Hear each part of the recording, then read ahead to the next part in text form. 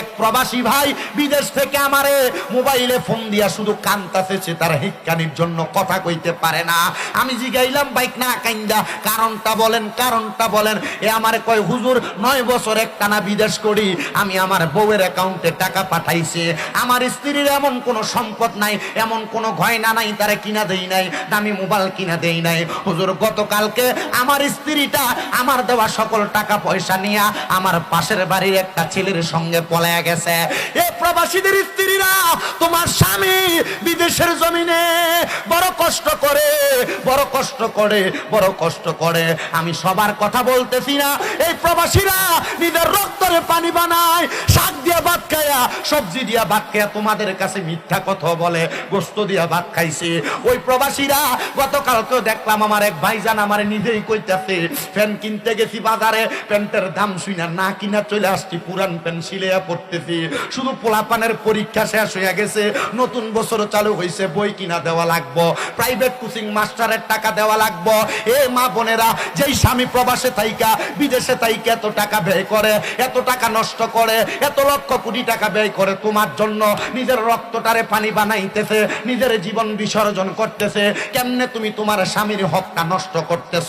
কেমনে তুমি তোমার স্বামীর টাকা দিয়া অন্য ছেলের সঙ্গে মোবাইলে কথা বলতেছ? আল্লাহর দোহাই লাগে, জান্নাতে যাইতে চাইলে তুমি এমন কর্ম কইরো না। অনেক প্রবাসীরা তো মাঝে মাঝে বিচার দেয়, হুজুর স্ত্রীরা এত বোঝানো বুঝাই, মাঝে মাঝে মহিলাদের একটু ওয়াজ করবেন, তারা যেন তাদের স্বামীর কথা শোনে। আমি জিজ্ঞাসা করি, ভাই সাহেব কেন এমন কথা বলেন? আপনি বিদেশে তো কষ্ট করেন, আপনার বউকে আপনার কথা শোনে না? কয় হুজুর বিদেশে থাকি, কর্ম শেষ করে বাসার মধ্যে আইসা রুমের মধ্যে একটু কথা বলতে চাই, আমার কেমন ব্যস্ততা দেখায়। আমি বলি অমুক জায়গায় যাইও না, আমার স্ত্রী তত বেশি যায়। প্রত্যেক বৃহস্পতিবারে মনে হয় নিয়ম হয়ে গেছে, আমার স্ত্রী ঘুরতে না গেলে তার ভালো লাগে না। হুজুর আমি স্বামী তো বিদেশে, আমার স্ত্রী কোথায় যায় আমার মন টানে না। আমার স্ত্রীর আমি এই কথা বললে আমারে শুধু উত্তর দেয়, তুমি কি আমারে বিশ্বাস করো না? আরে বিশ্বাস করবো কারে, বিশ্বাস করবো কারে? তুমি মহিলা যদি তোমার স্বামীর কথা নাই শোনো, তোমারে আবার বিশ্বাস করবে কেন? আল্লাহর নবী ডাক দিয়া কই, উম্মতের দলেরা, একটা নারীকে যদি আমি আদেশ করতাম তুমি সেজদা করো আল্লাহর পরে কাউকে, তাহলে আদেশ করতাম তার স্বামীর পায়ে সেজদা করার জন্য।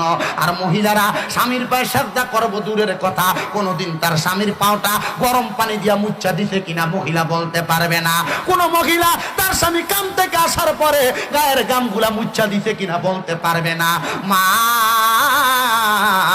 আল্লাহর দোহাই লাগে, তোমাদের পায়ে হাত দিয়া কই, তোমরা যদি জান্নাতে যাইতে চাও গো মা, তোমরা তোমাদের স্বামীর খেদমত করো, স্বামীর কথা মানো, স্বামীর কথার উপরে কথা বইল না, স্বামীর আদেশের উপর আদেশ কইল না। কারণ তোমার স্বামী তোমার চাইতে বেশি বুঝে বিদায় তোমার কাছে ওই মহিলা, তোমার কাছে তাকে বিবাহ দেওয়া হয়েছে। আর নচেত তোমার কাছে বিবাহ দেওয়া হইতো না, তোমাকে তার সঙ্গে আবদ্ধ করানো হইতো না। ও মহিলারা, স্বামীর অবাধ্য হওয়ার কারণে জাহান্নামে থাকবা, আর তোমার স্বামীকে আল্লাহ তাআলা জান্নাতি 70টা হুরের সঙ্গে বিয়া দিয়া দিব।